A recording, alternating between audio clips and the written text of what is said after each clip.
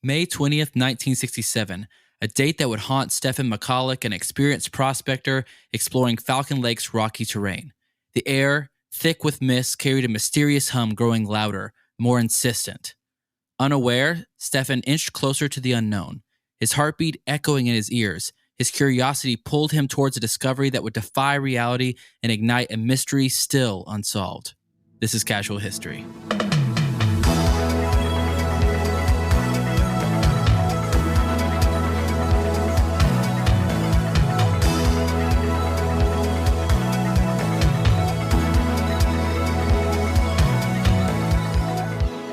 What is up? What is up? We are back again. What's up, Jeff? How you doing?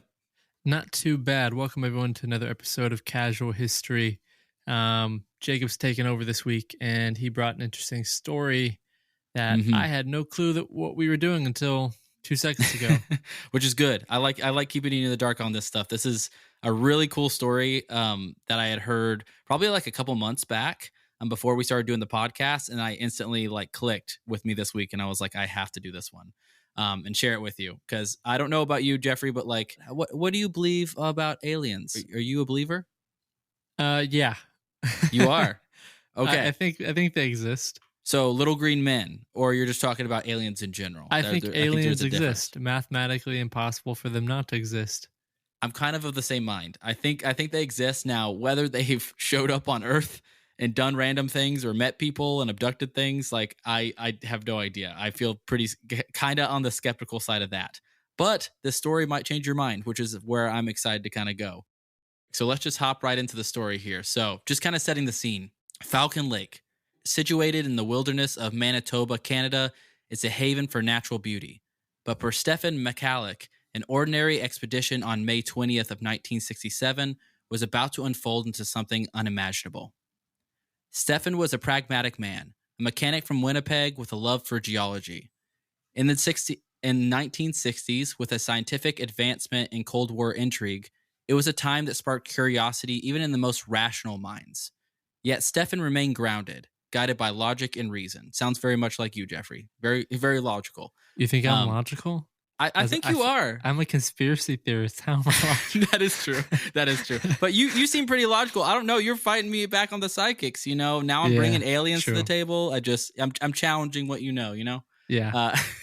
So he set out that spring morning, aiming to explore Falcon Lake's rocky terrain. A day promised nothing when a group of geese flapping their wings and honking drew his attention. Now, normally geese honking in the background was just background noise to Stefan.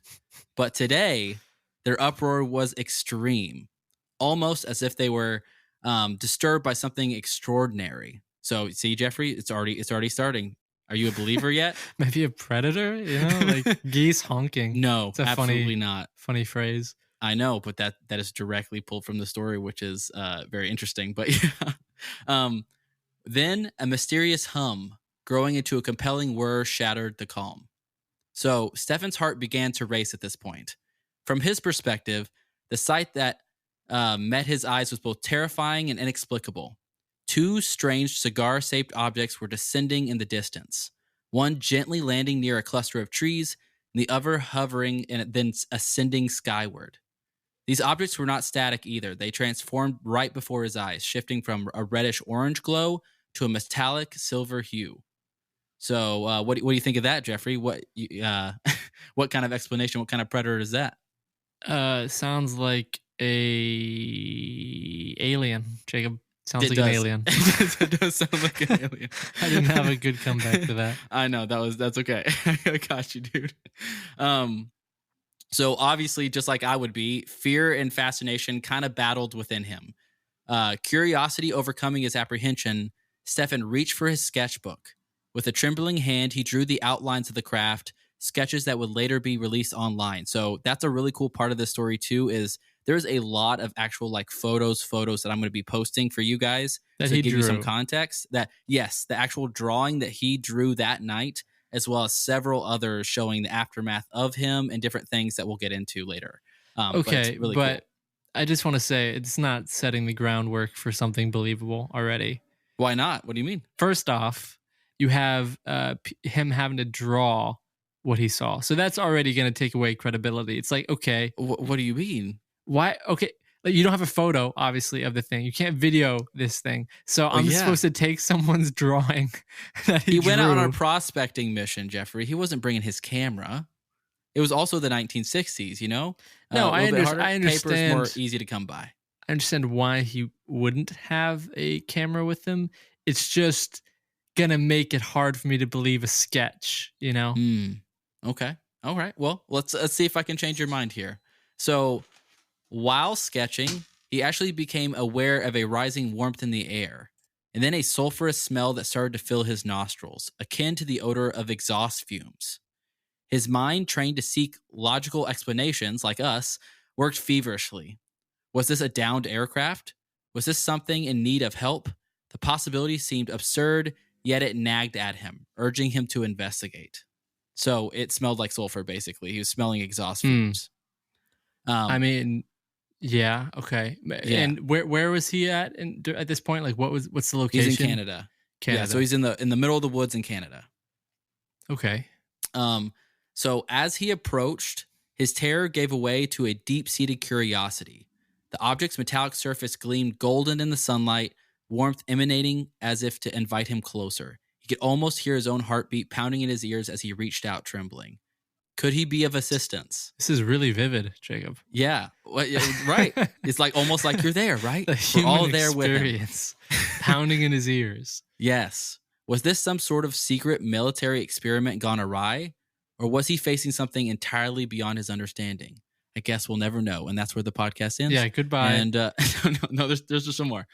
It goes a lot deeper here. So his family, his comfortable life in Winnipeg, all faded as this mystery consumed him. The world was hurtling towards the space age, but Stefan found himself confronted with something that challenged his very fabric of his reality. Okay. Pause real quick. Okay. Yes, please. So he's standing.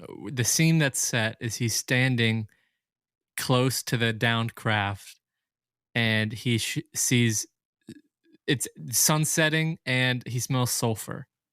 Yes. So he's saying he's smelling sulfur. He saw two cigar-shaped objects fly over this lake. One flew straight up and away, unreasonably fast, and one actually came and landed in a small little clearing next to the lake. Landed, a little bit on didn't hill. Crash. Landed. No, landed. Landed. Okay. Yes. For some reason, my brain heard crash. No. Definitely just landed in a small little clearing right next to this lake. Okay. So, yeah. So now that's where kind of the story starts to unfold here, because it's not just like, hey, I saw this thing and it went away. Like, he gets to actually experience this craft. And this is a true firsthand story from him himself. True firsthand account. That's what we'll say. True firsthand account of his story. But there's a lot to this, Jeffrey. I think I might convince you a little bit. So I'm ready to be convinced. I do think that aliens exist out there, but whether this man in Canada, in Winnipeg, Canada, sketched down a real life alien craft, we'll see. I don't know, Jeffrey. I think I'm going to make a believer out of you. So let's just this theory then. So let's say he actually saw everything that we just prompted here, like the cigar shaped objects, something landed. What do you think it was? What would be your theory if you were in that same position? Immediately would go to the two possibilities: either government craft that is not public, so I don't know what it looks like, right? And this is something new, or something out of this world, you know? Yeah. Yeah. I mean, there's really only two possibilities, I would think, when you're seeing something foreign like that. Right. So, and that's what kept popping up in this story as well, was as I was reading his account, that was very much the reason why, the first instinct is just like in a horror movie, hey, something scary happens. You're out in the woods somewhere. The last thing that you're going to do is run towards it, right? That seems like the opposite of reaction of what normal humans would, do in that situation. Mm-hmm. But he very much was, again, I think he had some sort of military background, but he was very much thinking of he was scared. He knew it was different. He knew it was weird, but he also thought the same thing that you just did. He was like, is this some sort of military craft? Is this something that they're landing because they need some help? And so he reluctantly made his way towards it. And so that made a lot more sense to me, because I was like, if you just would have told me like, I saw this weird shape just land right in front of me and it was like spooky beyond all reason, I would be running the other way. I'd be heading back home. Yeah. So, but that's kind of what makes this a little bit believable too. And there's going to be a lot of evidence from this that I think will be very convincing. All right, so let's go ahead and dive into the actual main meat of the story here, because this is where it gets really cool. So Stefan's logical mind and his mechanic's intuition were both betraying him as he approached the bizarre object near Falcon Lake's cluster of trees. Despite the fear gnawing at him, his curiosity and sense of responsibility urged him on. Was this an aircraft in distress? Did someone inside need his help? The object had landed in a small little clearing, a natural amphitheater surrounded by dense woods. These are where rocks seemed to form a protective ring in the middle of the woods here. Sunlight broke through the tree canopy, casting a magical glow on the alien craft, illuminating the grass and shimmering rocks. The normal sounds of nature were replaced by an eerie silence, and the metallic object was both out of place and yet strangely at home in this setting. As he drew closer, the metallic objects began to unfold. Its seamless surface was like a polished mirror, reflecting the world around it in a gold sheen. There were no joints, no rivets, and no visible signs of human craftsmanship. So that's also something really odd, but again, could be some sort of, advanced tech that he just didn't know about. The entire structure appeared to be one singular piece, glowing with an inner warmth. Curved and aerodynamic, it was both futuristic and organic, in an astonishing fusion of technology and artistry. Stefan's heart pounded as he examined the strange markings on the ground where the object had landed. His fingers reached out to touch the surface at one point, feeling a propulsion unlike anything he had ever encountered. The heat was so intense that it actually melted the fingertips of his gloves. So he actually had prospector gloves on at the time, as well as even one of those masks, because the lights were really bright. Yeah. The door even opened for him. So there was a door that actually opened for him there, revealing an intricate interior filled with lights and controls that defied understanding. Patterns of glowing symbols adorned the walls, and a gentle hum emanated from the craft's inner machinery. Actually, there's also another little tidbit that isn't in this as well, but apparently he had heard voices coming from inside. He never got to see beings or what they were, but he definitely heard multiple voices from his account coming from when the doors actually opened for him. Let's just analyze this real quick. Yes. So let's say you were in this situation. Yeah. You walk up, you see this thing that is being described as not human, not natural. Do you walk into an opening that you see in it? No, he doesn't. He doesn't walk into the opening, and no, I would not either. Yeah, I would definitely so not. how do you take that? So he walks up to it. He sees the door. No, so he walks up to it actually in the clearing. It was before the door opened, and he actually had attempted to touch it at one point. He gotten that close, where he attempted to touch it, but it was so hot that it melted his gloves. Right. And then after that situation had happened, a door did open on one side of the craft. So that's what I'm trying to get to. So then he burns himself because it's hot. Yeah. Whatever. And then he sees a door open and he makes his way to that door. Yeah. So no, he doesn't make his way to the door. He's just watching this unfold before him. So he's not moving. He's not going in it. Nothing like that. Okay. And in fact, I'm just trying to get the human nature of it. Oh yeah. It's like a crime scene. Exactly. I just want to make sure I'm understanding the story correctly when someone's claiming this magical, mystical experience of a foreign object. I understand. I immediately go, I mean, maybe, because I'm curious, and maybe he's curious too. Yeah. Obviously he was, to be able to do what he's saying happened. But just just trying to make sure I get the facts straight.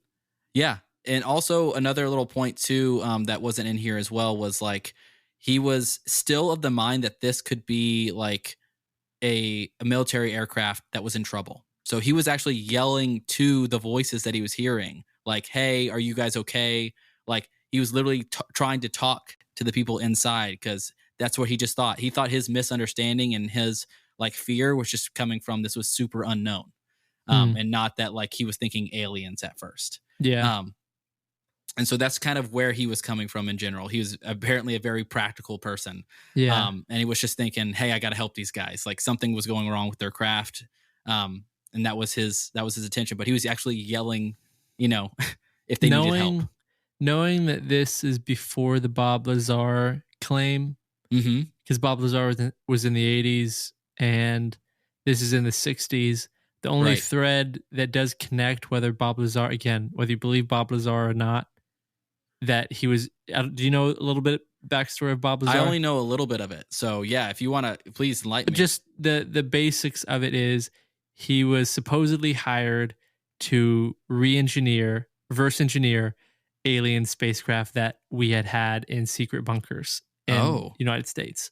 And his claim came very reluctantly and anonymously for a while until his identity got exposed, and it's a whole ordeal. But basically, there's a Netflix documentary about it. That he's got a few books, but and he gets raided all the time. He's still a scientist that works in his own laboratory, from what I understand, and is looking for a missing. What am I thinking of? Periodic table. He's looking for the missing. I think it's called M16. No, the band. I'm trying to think. No, I found them. No, there's a. They're on Spotify, dude. It's slipping my mind, but there's a missing element that he's been searching for. That essentially, I think, this all ties together. But essentially, was the key to this reverse engineering of these spacecraft that were supposedly non-human.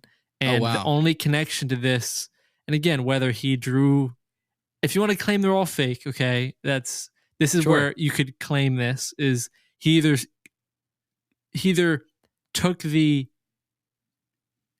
example of it being a natural formed like spacecraft, for instance, how he describes, how Stefan describes the spacecraft being natural, no holes, like no rivets, like one piece, fully formed, like whether it was like molded or shaped out of something, and it just came out and it's this naturalistic form.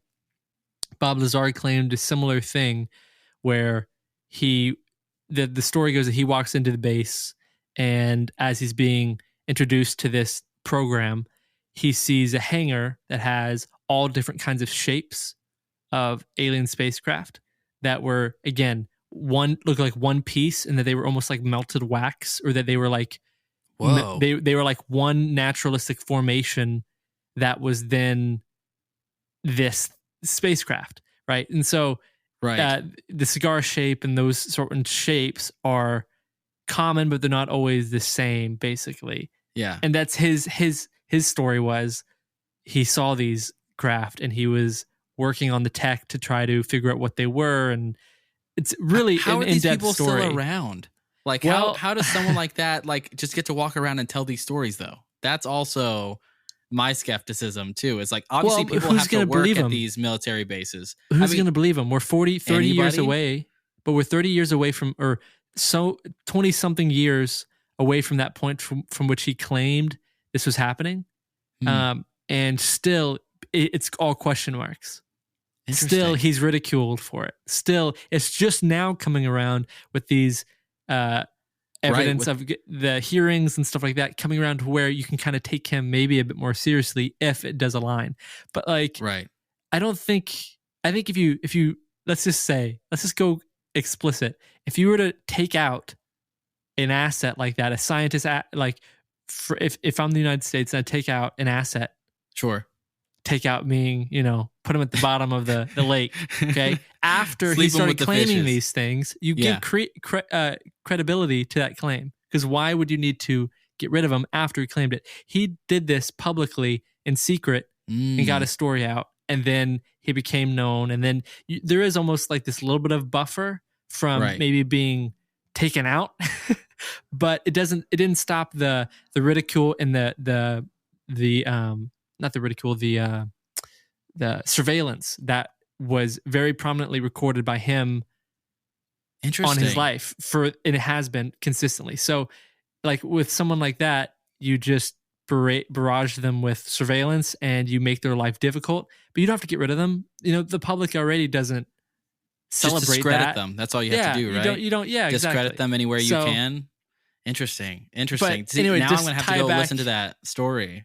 Yeah, it's interesting, and there's a documentary on Netflix about it. A few years ago actually, and then there's some more stuff that's come out in the last year or so. But just ties back to this story that we're talking about with Stefan, and where he described the craft as a cigar shape, but it being naturalistic and it looks like it's one piece. Right. That's where it triggered that brain. And if we're going conspiracy and we're going down to what's the thread here, and if I'm an examiner, I'm thinking, okay, that's the thread so far. But does that mean that Bob Lazar took that idea from him in this story, or is it just the consistencies? Right. Interesting. Yeah. No, that's really interesting, and that's not the first time I've heard of cigar shaped like that being the story too of crafts that they're seeing. But here's the thing: have you noticed the theme? We've switched. They used to be, space disc, like disc shape. Oh, sure. And then all of a sudden, there's now the cigar shape has been. But I mean, they weren't exclusive. Normal. They weren't exclusive to a certain time, was it? Not that I'm aware of. Maybe it's the prominent, like the most dominant account of like seeing something had been, at least from what Aliens show and those sort of things, had been like a bell shape or a disc shape. Cigar shape, maybe that's always been a thing. That's just I haven't been aware of that term, but it feels like that's been the new like buzzword is cigar shaped object. Interesting. So okay, if there's anybody listening that knows about this or knows some crazy stories on alien stuff, I'm super interested. It's like I'm on that side of like, again, the whole reason why we have this podcast is because I'm curious. That's just naturally the way I am. And so like hearing that makes me want to deep dive into this subject, because I don't know what I believe yet. And I think that's the fun part about like exploring these things. And like that was kind of how I approached this story too, was, hey, we're a history podcast, and this is the most researched like alien encounter story of all time. Really? Like, yes, this is. And so like that's where we're going to get to, obviously, after the story kind of happens and unfolds. Like we'll talk about certain things where like it wasn't just like, hey, I saw this thing and now I told a TV reporter and that's how it spread around. Like this was very much like he called the police. The FBI went out to investigate. There were tests done on the area. Like there's a whole bunch of backstory and evidence still there. So that's where it gets cool. So then where we left off was a door opened as he's next to the craft, and he sees inside glowing shapes and almost can hear voices. That's what So in his account, it says that he heard multiple voices. Now he never saw anybody from the door. Like apparently light was pouring out. It was incredibly bright. He was having a hard time looking in, but he was hearing two voices as if they were conversating with each other. And that's why he was prompted, like as scared as he was, to yell out like, hey, you guys need some help. I saw your craft land. Like that's what he's doing as he's standing in this field next to this thing. Did you ever see anything or read anything about what, like if he recognized the language of the voices? Like when you say voices, he just heard human-like voices speaking, tone, like English being spoken, another language being spoken. So from the articles that I was reading, he was able to recognize that it was like language. It wasn't like he heard like a different language being spoken. He could tell that like it was voices. It was in the same range as voices. So he could just tell like somebody was talking to someone, like mumbling to each other. Something to something. Okay. Yes. And so that's really where he's coming from. So he didn't like hear like another language, not that I know of at least, or that he put in the account. Besides that, he knew that like he heard two distinct voices, what he claimed were voices, like chattering with each other a little bit while that door was open. Okay. So they don't have telepathy if they're alien. Right. Yeah. So there's something still to know. Speaking somewhat out loud if right, if he heard which correctly. Is an interesting concept in itself, because vocal cords and the process of pushing air through your body to make noises and to communicate. We don't know that it was through vocal cords, Jeffrey. Huh?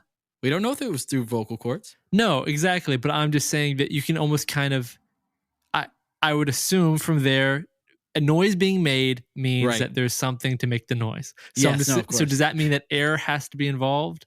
Like, maybe. Can you make noise in an environment where there's no air?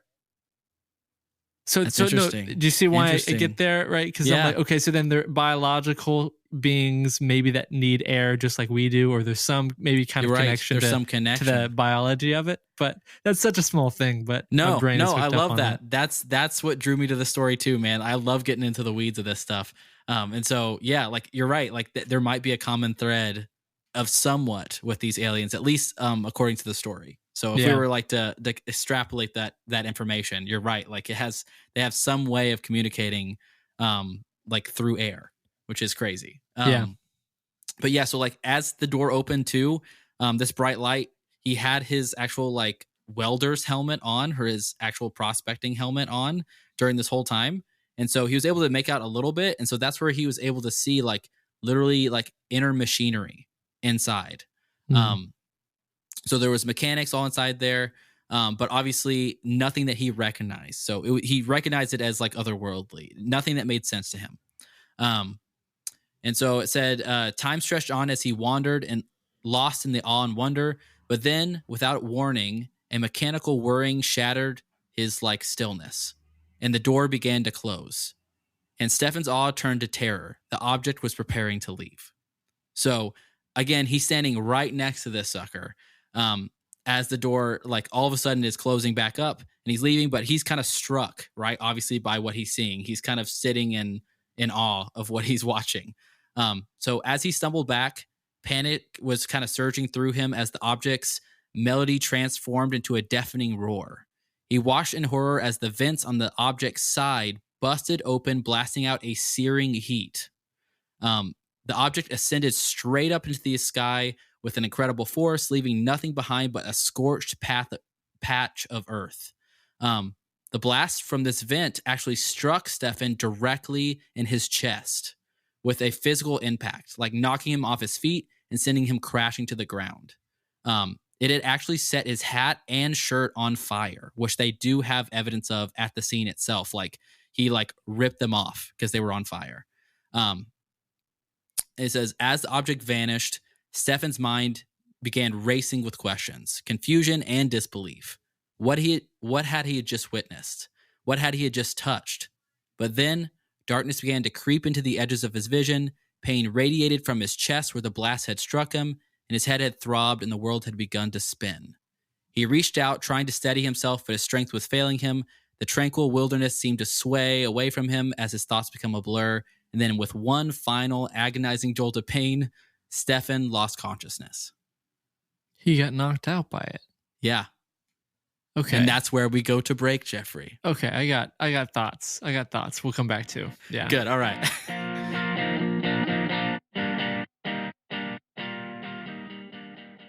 Want to make a podcast? Spotify's got the platform that allows you to make one super easily, then distribute it everywhere and even earn money. All in one place for free. It's called Spotify for Podcasters, and here's how it works. Spotify for Podcasters allows you to record and edit podcasts right from your phone or computer. So no matter what your setup is like, you can start creating today. And then you can distribute your podcast to Spotify and everywhere else that podcasts are heard. Video podcasts are also available on Spotify, and with Spotify Podcasters, you can earn money in a variety of ways, including ads and podcast subscriptions. Best of all, it's totally free with no catch.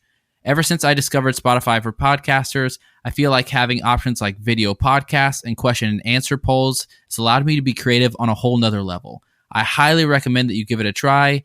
Download the Spotify for Podcasters app or go to www.spotify.com/podcasters to get started.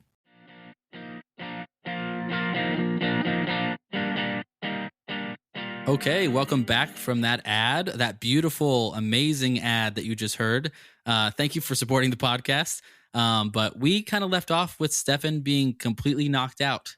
And I want to break it down. I want to break that series of events down real quick. And again, we're cold casing a story from a man in Canada. And yes, it's well, no, I'm setting this up because listen. Okay. And this is 60 years ago now? You said 1960? It was 1960, yes. Okay, yeah. So we're 63 years looking back at this story. And a few things hit me where I go, that sounds man-made. Okay? Just interesting. Hear me out. Okay, go for it. I'm ready. First off, the fact that it makes noise, a sound. Okay? Mm-hmm. The almost rising pitch that he could almost, so from his description, he hears it like rev up, like it's gaining, and then it blasts off. Okay? For some reason, in my brain, and this could be an illogical thing to think because we don't know anything about them, I guess, but let's say it was alien. Wouldn't you think, like, I don't know. I guess my immediate response is for it to have vents that open up and exhaust heat. It just sounds mechanical. It sounds like machinery. It doesn't sound like extraterrestrial craft because I would assume if you're an alien and you're traveling light years, do you just have vents? That I don't know. Like, it just, for some reason, my brain doesn't connect those descriptions to something alien that would be, I would assume, obviously traveling light years and through space, right? Do our capsules, this is maybe a question and something I need to look up, do our capsules have vents for heat?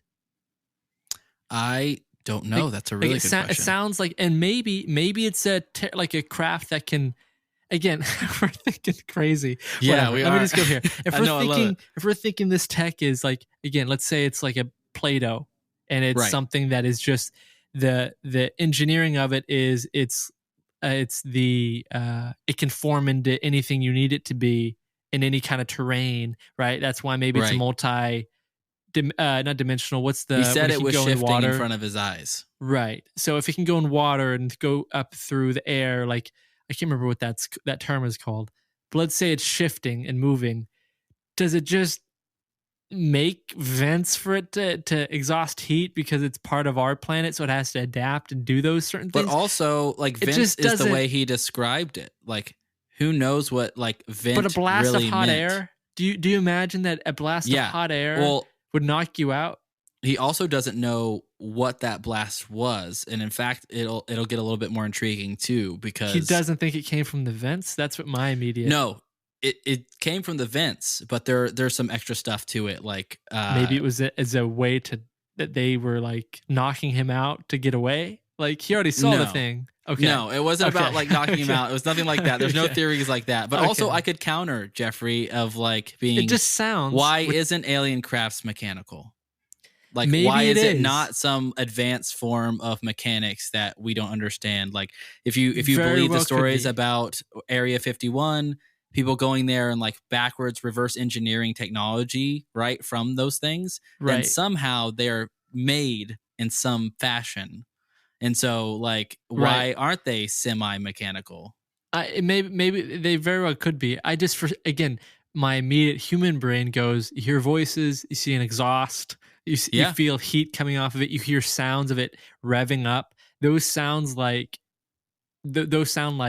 a craft that we've built, that humans can build, right? Yeah. Well, so maybe it just makes me think, okay, so that's a craft that's been built.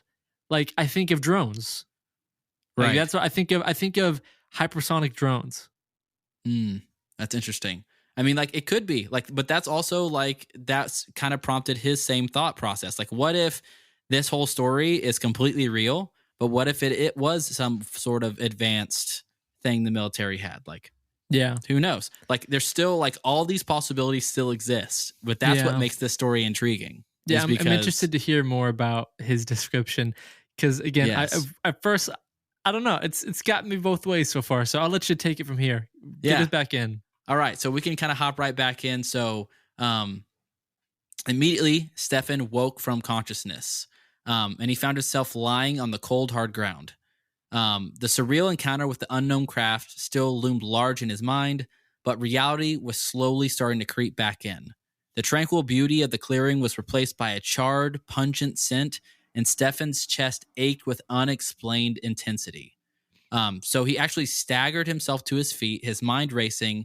What had just happened, right? Like, what Had the mysterious craft gone? And more pressingly, was he okay? As he examined himself, Stefan realized that there was a really severe burn on his chest, and it was real. The fabric of his shirt was melted, revealing a pattern of grid-like wounds. So again, he called it a vent, but we don't know if it was like a real traditional vent. They just know it was in a pattern, the burn itself. The burn is in a pattern. Yes. And so the fabric of his shirt was melted away, revealing a pattern of grid-like wounds. His compass was spinning wildly, and the radio emitted nothing but static. So all the equipment he brought with him, all of a sudden going completely haywire. So he actually stumbled his way. I think he was actually like an hour or so out into the woods at this point. So he actually hurt and confused and dazed, actually stumbled his way back to his car. What was he doing out here? He was prospecting. He's a prospector. Okay. That's what he used to do. Okay. And so he was looking for gold and silver. Yeah. That makes sense. Yeah. And so that was just something that he liked to do as a hobby, and obviously just ran across this crazy, crazy night. And so, yeah, he actually hobbled his way back to his car after a grueling hike of several miles through the dense forest. His burns throbbing with each step. Eventually, he reached his car. Pain.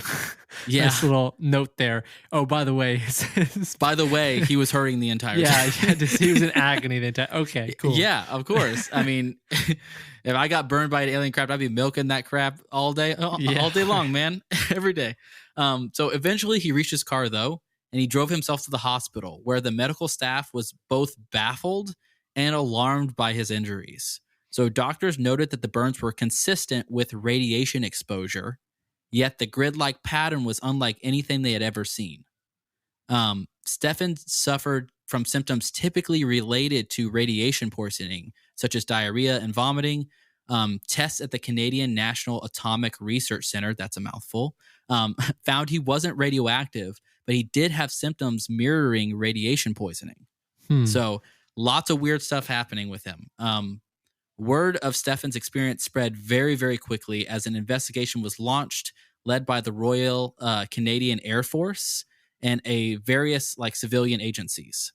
The investigators found more than just scorched earth at the clearing. Radiation levels were actually detected above normal, and samples taken from the site shows unusual amounts of radioactive isotopes, further deepening the mystery. Several metallic fragments also were found and later analyzed, defying explanation. So there were little chunks of pieces of metal, fully fused metal, not little tiny pieces, but like a bar that I actually have photos of that I'm going to post that they actually found at this clearing. So again, that's what made it stood out to me was wait a second. Usually when you hear about alien encounter stuff, it's I recorded 10 seconds of it. Hey, I saw it, my friend saw it, but that's about it. There's no investigating. They had everybody out there. They found the clearing. They tested. They actually scientifically tested the rocks around the area. Why was it scorched? They found evidence of something happened there. They just don't know what.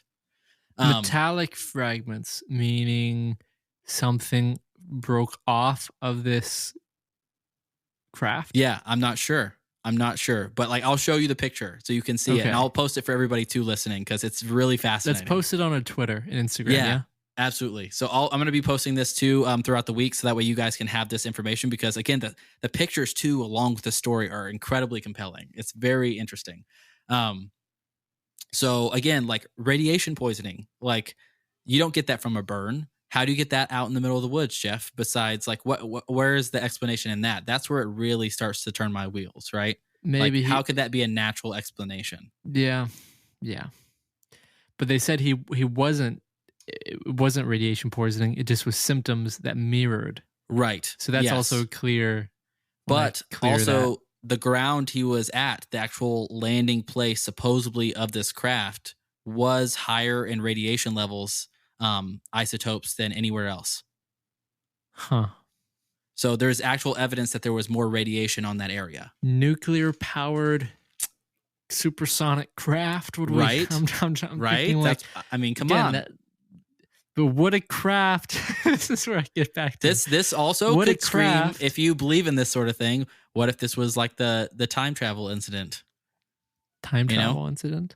Imagine this is still it's still mechanical. So maybe it's still somewhat human. Maybe these are humans in the future, didn't mean to land there, didn't mean for anybody to see them, and then they took off. Now you're reaching, Jacob. Now you're I reaching. know I'm reaching. But if time travel did exist, I think we'd have to have some sort of evidence, right? Yeah, for those who don't know, his favorite movie is Back to the Future. Yeah, dude, so it's I love anything time travel. Kind of expected that he'd go there. But let me bring you back to reality, Jacob. Yes, please do. This is aliens, not space. Yeah, Jacob. Not time the real travel, stuff. Jake. Okay. Thank you for grounding me. I appreciate you. This is why I have a co-host here. Another note. Again, commonality. Sulfur. That is interesting. Yes. Because I've heard that. I even watched a recent documentary about like a month ago. I think it was on Hulu. But it was about a story about these girls, and I can't remember the town's name. This is such a horrible way to bring up the story. But essentially, the story goes they actually saw and were within 5 feet of an alien. Okay. Oh wow. Okay. And they were young girls, and there's actual.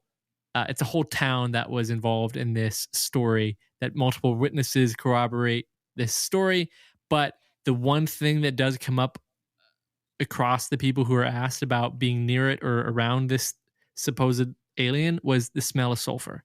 It smelled like sulfur and like almost ammonia. Yeah, like exhaust. So it was so weird. Which is interesting.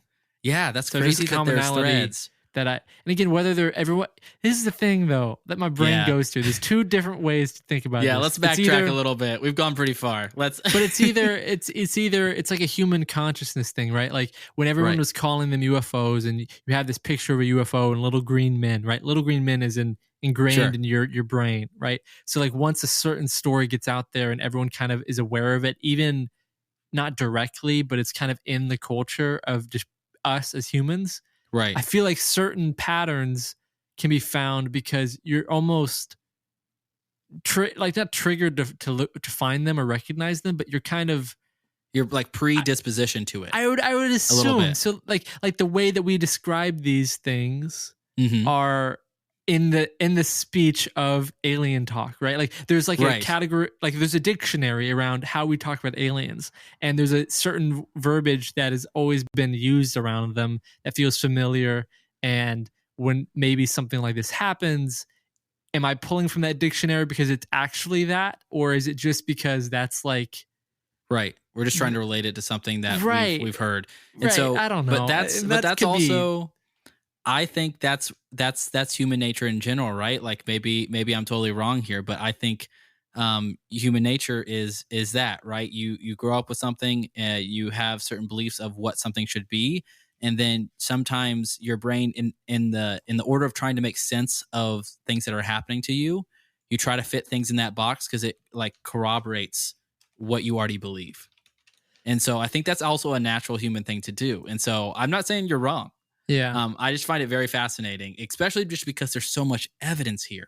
Like there's evidence of like what? I don't know. But like evidence of something happened here. We just don't know what exactly happened and what really happened to him. So when and this could be a whole other tangent that we don't have to go down. No, but let's do it. When like I think one of the main thoughts I've had as a kid, and funny enough, we probably had as brothers growing up, where we've talked about aliens, or we've talked about like ancient cultures, and people think of deities or these supposedly, even I'm not trying to be religious, but like in maybe religious texts and things, like the conversation around how do I phrase this like things being things visiting Earth, and like my question had always been, why are they not happening now? Why is that not a thing that's happening concurrently, or why is that a thing of the past?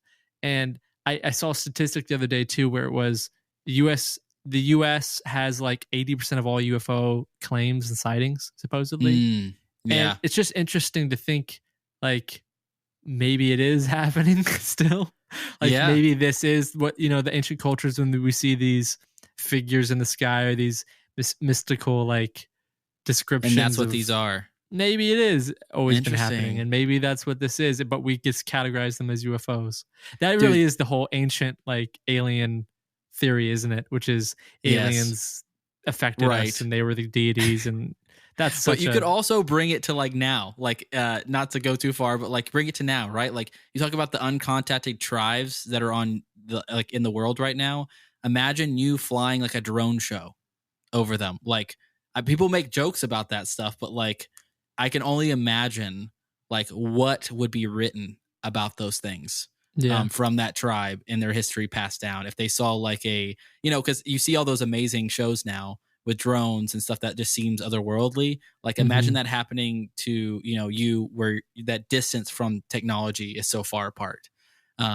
You have to find a way, like humans want to understand the world around them. And so they'll do what they can to kind of piece together what that explanation could be. And so I feel like that's what we're doing here. That's what we do on these podcasts, right? We're trying to understand how these things happen. A lot of this could be ignorant, what I'm saying, in the way of like not having enough information to make an opinion on that thought around. Sure. Because obviously this is such a debated topic. It could be real. It could be fake. Aliens could be existing with us and living among us, as the most extreme say. Like, you know, Elon Musk and the rest. They're lizards. Or they could be, or this could just be human, you know, like the blind spot. Right. You know, just we're seeing something we don't know how to describe, and that immediately the easy dictionary to pull from is alien craft, and that's true, spacecraft. But that's true, you never know. And so like that's where this gets really crazy. So transition us back in. No, I'm don't worry, I'm pulling us back in. I got you, Jeffrey. We can get back here. So we just talked about the little pieces, the metallic fragments that were later analyzed and found at the site. So after that, witnesses actually came forward reporting sightings of unexplained objects in the sky. Others claimed to have a similar experience of these encounters, but none were as well documented or as baffling as Stefan's. So the object's composition, its behavior, its origin, all remained elusive, and the investigation continued with no clear answers in sight. The Falcon Lake incident became one of the most thoroughly investigated cases of its kind, and yet despite all of the efforts from both military and civilian investigators, the truth behind the strange craft and Stefan's encounter remained buried and hidden. And so there's a lot of mystery still surrounding this, but I do have a little bit of a conclusion too to this story as well. So hit me with it. So to kind of dive into the conclusion now, obviously it remains one of the most puzzling and well-documented cases. So eventually, Stefan actually returned to that site of the encounter as well, locating his burnt shirt, melted gloves and tools, and a scorched earth circle at the supposed landing site. Samples were taken and found to be radioactive. The physical evidence left at the site, the burns on Stefan's body, the metallic fragments, and the unusual radiation levels were all real and tangible, yet no conventional explanation has ever been provided, leaving a void filled only by speculation and wonder. And that's your conclusion? No. Stefan's life was forever altered by that day, as you can imagine. Like, I would live with that for the rest of my life. The once skeptical mechanic became a reluctant figure in the world of UFO enthusiasts. His story was both celebrated and scrutinized. The wounds healed, but the scars remained, and a constant reminder of a moment that defied understanding. The incident actually took a toll on Stefan's health, both physically and mentally. He suffered from reoccurring illness, which he attributed to the exposure to the craft, and the fascination with this story never waned. But Stefan maintained his privacy, rarely speaking publicly about the event. Stefan never actually sought publicity, maintaining a consistent story until he officially died in 1999. His son later then published a book about the incident, and the Canadian government acknowledged that Stefan had witnessed something, but declined to investigate further. So see, there's weird stuff being talked about here. Maybe it was something military. Like, we don't know. Right. But would it be Canadian? Do we think the Canadians are that far advanced in the 60s? Maybe, man. I don't know. Really? We think the Canadians did this. Is that what we're saying? I'm just saying, no one knows. And so right. Maybe there's a slight possibility that the Canadians had a really nice, very polite looking alien spacecraft that landed in the middle of the woods. That's all I'm trying to say. Right. But yeah, so officially though, his testimony remain consistent all the way until the end and stands as one of the most compelling accounts of a close encounter of the unknown. Experts, researchers, and enthusiasts continue to study the case, hoping to find a clue that will officially unlock that mystery. Books have been written, documentaries have been produced, but the core question remains unanswered. What really happened at Falcon Lake? So that's really the full story, but I found it absolutely fascinating when I was starting to research this. And so I'm glad I'm able to share this with everybody. Regardless of what we think, what happened, what didn't happen, I think that's kind of the fun. Yeah, the speculation can go on for a long time. I think we should do a poll. Let's just go ahead and do a poll. I love my polls. Yeah. How many of you guys believe that aliens exist? Whatever form. Not little green men, but just like aliens in general. I would love to know. I'm going to put a poll on there. If you're listening on Spotify, at least, you can answer the poll. I don't think it shows up on the other formats, but if you're listening on there, I want to know. Or send us a line on Twitter or somewhere else where we can see it, because I just kind of want to know what the consensus is. And maybe it's just our audience is... I want to know if our audience is heavy, thinks the same way. That would be fun to see. Yeah, me too. I know. I feel like it's really fun because I feel like sometimes we'll kind of switch it up, but like every now and then I'll bring in something like this that it's like, this definitely qualifies as history. This was a real event that happened. Something happened at this point. But it still kind of leans into that conspiracy area, which is really fun. Only because we don't know and there'll be no way of knowing what it actually was. Right, exactly. So there's two things I can think about maybe, and this is a thought here. He either set this up, did it to himself, or it was real. There's really no in between. He either, because it's him by himself, right? He's the sole proprietor of what he experienced. So he either scorched the earth, burned himself, and made this whole fiasco happen. Somehow, and then was determined to be silent about it and gain no money or publicity off of it, and just live his life after making up the story. Right. I just don't see what he has to gain. I know, exactly. So I'm not trying to, I guess I'm presenting it in that way. It's like, that's the facts though of what happened, or what he, I guess, did. Right. And the other explanation is this did happen, and what he thinks he saw, at least how he describes it, is real.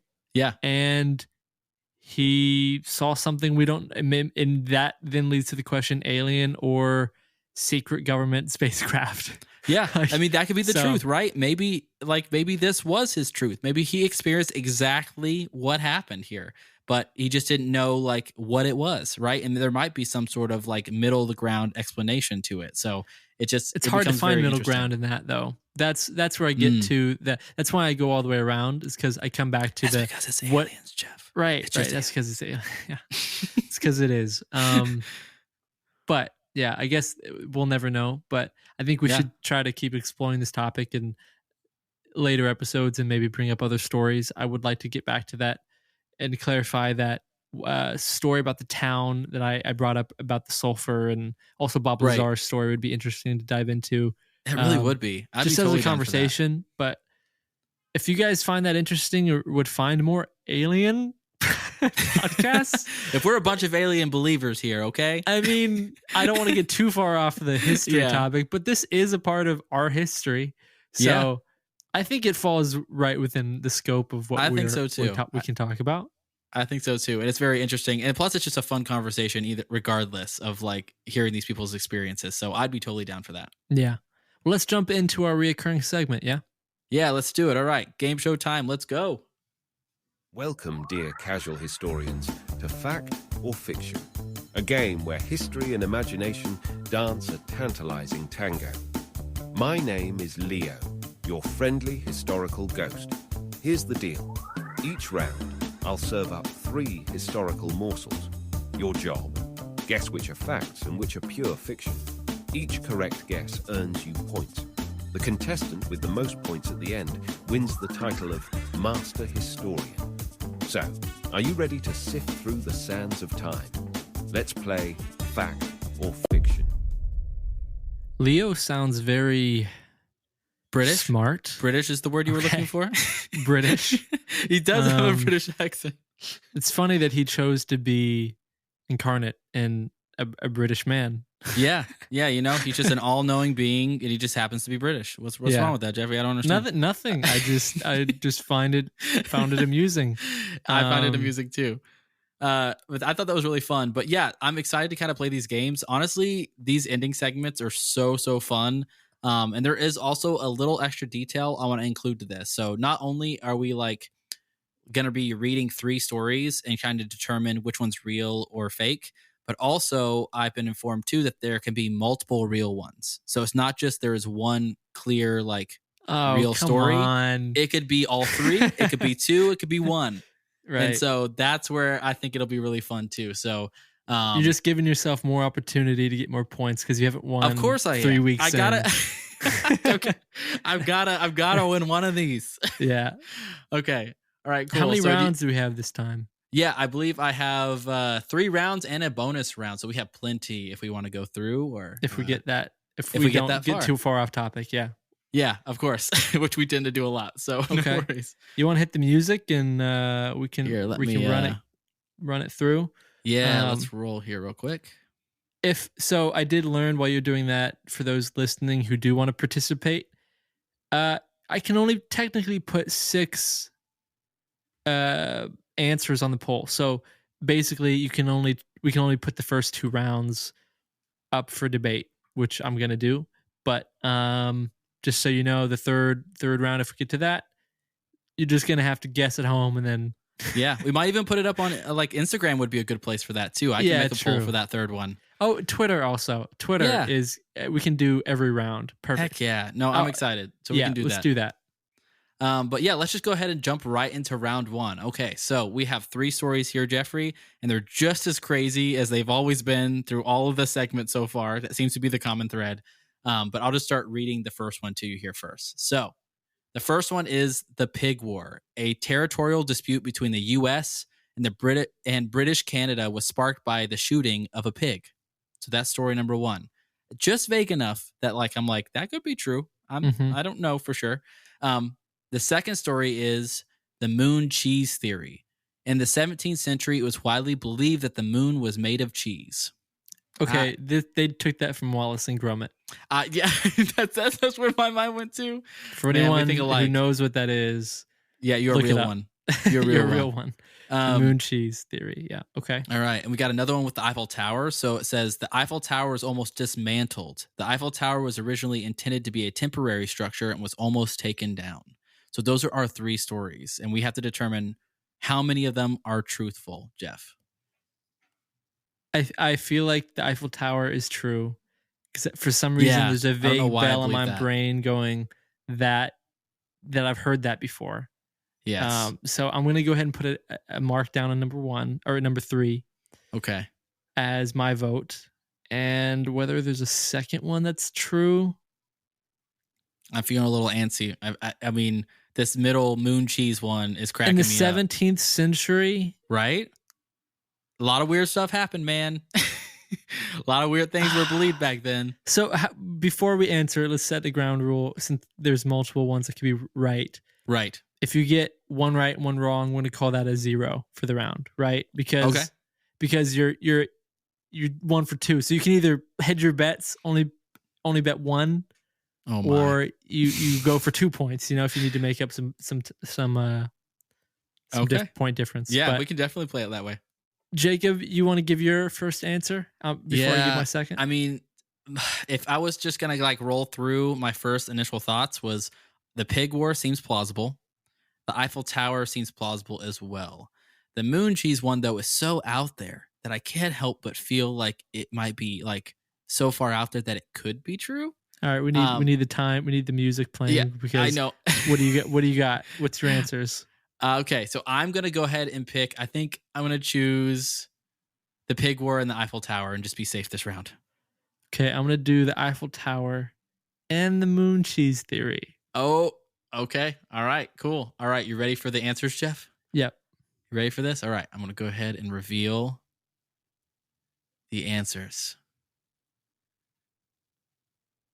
Oh, okay. So the first one, the Pig War, is true. A territorial dispute between the U.S. and British Canada was indeed sparked by the shooting of a pig in 1859.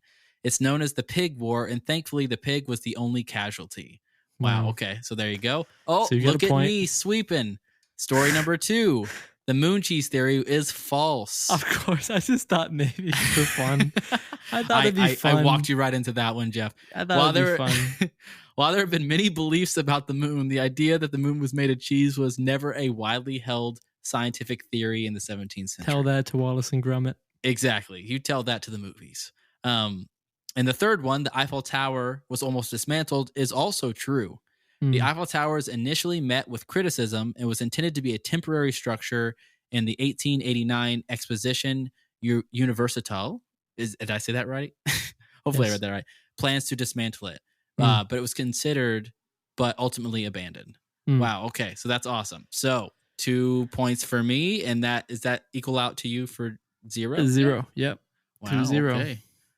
Put me behind on the first round. That's okay. I'm just going to go ahead and prep round 2 here for my win, my victory lap. So, all right, let's jump right into round 2 here next. All right, so the stories for round 2 starts with Napoleon's height. Napoleon Bonaparte was actually taller than the average Frenchman of his time. Propaganda. The Colosseum's roof. The Roman Colosseum once had a retractable roof. What? Okay. What? Okay. Okay. That scene. Okay. Yeah. And then the last one, the Great Wall of China is visible from space. The Great Wall of China is the only man-made structure visible from space. That last line is the kicker for me. The only man-made structure? Is that what you're... Correct. That's what I'm my brain triggered on. But I don't know why I'm saying this out loud. I should be keeping this to myself. No, you shouldn't. Please tell me what you're thinking right now. I voted first last time. I think we should switch this up and let you go first now. I think that's fair. I'm feeling pretty confident in this one so far. So I think Napoleon's height is true. I think he was. In fact, I think I've read that somewhere. So that's just my general inkling. I got a feeling about the Napoleon's height thing. So I'm going to claim that is a true story. Colosseum, Lord, no, I'm not touching that with a 10-foot pole. Just like the cheese. And then the Great Wall of China, I think this one is really interesting too. I feel like I've heard both things. That this was like a myth. Oh man. You're trying to stall to get an answer out of your brain. No, I'm just trying to give the people gut. I'm trying to give the people my explanation of where my brain's at. So give us your answer. All right. Shut up and give us your answer, dude. Trying to make sure you don't think your way into something. All right. So I'm just going to play it safe. I'm going to go with just Napoleon's height as being the truthful story. Okay. This leaves me to go number 1 and number 3 because I think I'm going to try to get a point up on you. So I'm going to say 1 and 3 final again. Answer. Yes. All right, let's reveal the answers. Leo, I don't believe it though. I don't think because it says the only man-made structure visible from space. Why are you backpedaling? Why are you backpedaling, Jeff? For the game, I need this point. Oh, here we go. All right, number 1, Napoleon's height is true. Yep. Contrary to popular belief, Napoleon Bonaparte was not particularly short. He was about 5 feet 7 inches, which was average or even slightly taller than the average Frenchman of his time. So all that was propaganda. So him being short was from his enemies. I remember reading that somewhere. So that kind of clicked with me immediately. It did work. Yes, for sure. All right. So the second one, the Colosseum's roof is obviously false. So it did not have a retractable roof. I really wish it just said, obviously, they did not have mechanics back in the Colosseum time. But it said it was known to have an awning system known as the velarium that could extend to provide shade for spectators. That's the only thing that was close to it. All right. And so the third one really determines it, Jeff. So the third one is false. Contrary to popular belief, the Great Wall of China is not visible from space with the naked eye under standard conditions. Wow. Okay. Wait, that's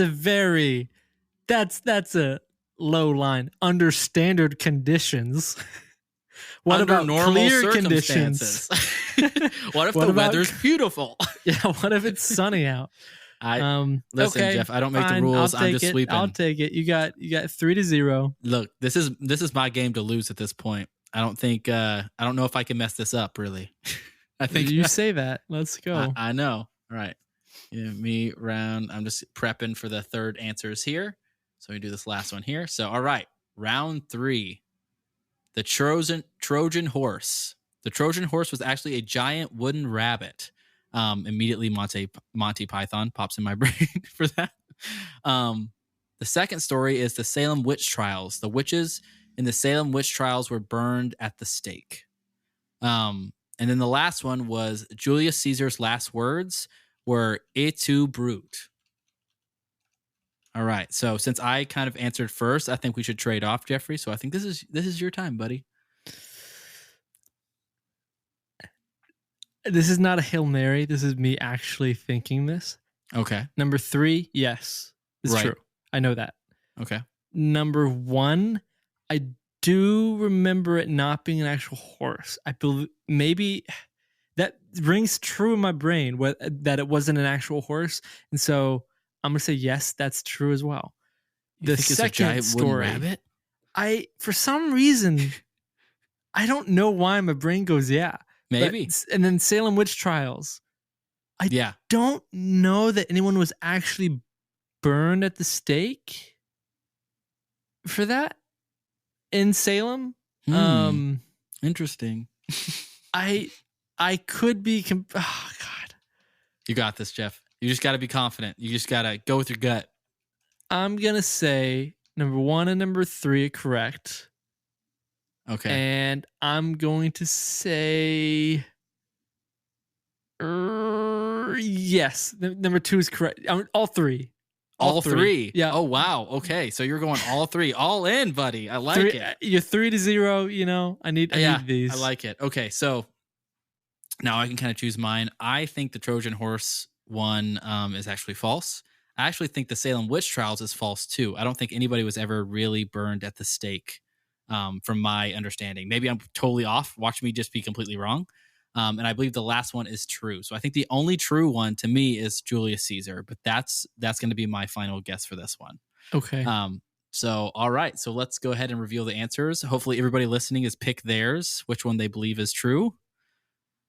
All right. Come on. I can't lose this. I can't do it. Yeah, I don't think you can. I think you have me beat. Okay. Number 1, the Trojan horse story is false. Ugh. The Trojan horse was not a wooden rabbit. It was a horse, according to the ancient Greek. Okay. I mean, that makes sense. But for some reason, I could have Jeffrey, swore it was a horse. And then again, this is just making me look like a fool, but I could have swore I saw something that it was not actually a horse. I think this is just making up for the amount of times you've won so far. Maybe it's Monty Python that stuck in my brain. Very much so, which I really wanted it to be a bunny rabbit. But you know, that cracks me up how that was phrased. I kind of had to. That's what I'm going to tell myself at night. I kind of had to choose all 3. So number 2 was the Salem witch trials was also false. So contrary to popular belief, the accused witches during the Salem witch trials were not burned at the stake. Most were hanged, and one was pressed to death with large stones. Ooh, that's a terrible way to go. And the last one was true, right? Honestly, history has a way of the worst way of people dying. Like there is horrifying things that you read. And that's just one of them. Pressed with large stones. What the heck? All right. And the last ones was also false. All 3 were false, Jeff. Wait. Are you sure? I'm pretty sure I've read that. The famous phrase, "Et tu, Brute," was attributed to Shakespeare's play, Julius Caesar, but there's no definitive historical evidence that these were Caesar's actual last words. Technicality. Or just facts. So I lost a point too. So, you can't be mad. -1 to 3. There's also a bonus round, and if you want to play double or nothing, I'm down. You want to give me a shot to win? I think you deserve a shot. I think we should double down now. Let's do it. For the last bonus round. All right, so let me go ahead and prep this up. Yeah, I think that makes me -1, and that makes you 3. Yes, I think so. Yeah. Okay. All right, so the last bonus round. All right, Jeffrey, so this is where you could win it all right here. The first story is the Leaning Tower of Pisa. The Leaning Tower of Pisa was designed to actually lean on purpose. The second one was Viking helmets. Vikings wore helmets with horns. That's pretty straightforward. Benjamin Franklin's kite experiment. Benjamin Franklin discovered electricity by flying a kite in a thunderstorm. All right. So I guess you answered last, so we're just trading off here. So I can definitely go first. I don't want to give you any hints, though, even though I do want to explain why I think the certain things I do. I think number 1 is correct. I think it was the Leaning Tower of Pisa was designed to lean. I think the Viking helmets is actually a myth. I think that is not a real Viking thing. And then Benjamin Franklin kite experiment. Oh man. You already won, Jake. You can. You think so? Yeah. All right. I'm gonna say hell yeah, he did it. He got struck by lightning, discovered it. Just go for it. Yeah, I'm gonna go 1 and 3. 1 and 3. Okay. All right. So let's reveal the last answers here, just so that way everybody at home, can know what the real stuff was. Okay, so the Leaning Tower of Pisa was false. So I was wrong. So the Leaning Tower of Pisa was not designed to lean. The tilt is due to unstable foundation, soil, and poor construction methods. Wow. Talk about just like being rude.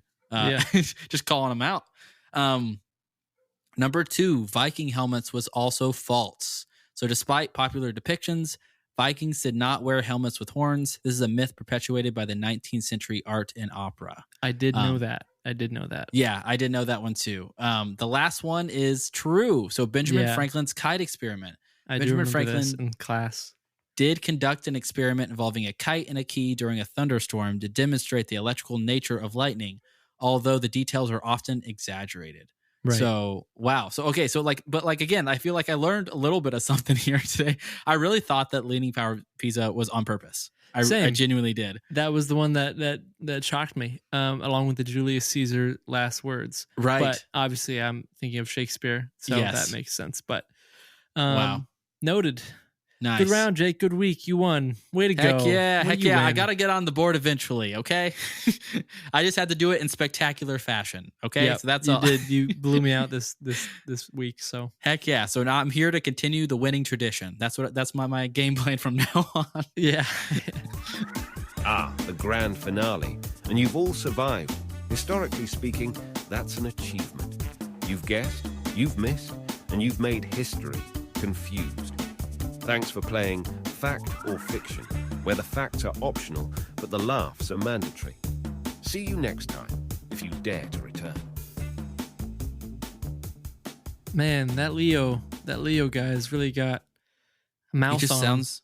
Yeah, he's pretty smart aleck, which I kind of like his personality. I think he thinks he knows everything. Well, when you live forever and you see all of history, I mean, I guess that can kind of make you a little stuck up, just like AI. That's what they're all gonna sound like. Yeah, condescending and British. Every single one is British. That'd crack me up. But that was another episode in the books. Again, Jeffrey, thank you for joining me, and thank you everybody that listened to this. Oh, anytime. Yeah, of course. Thank you, Jeffrey, for hanging with me. But again, we do regular episodes every single week. So if you really like this episode, please go ahead and give us a rating. Reach out to us on social media. Subscribe on YouTube now that we have those coming up as well. If that's how you like to listen. Send us your hate comments. Yes, please, all of it. Tell me how much you dislike me. Oh my God. Okay. I really want to see it. Yeah, I want to feel the passion. I want to feel it.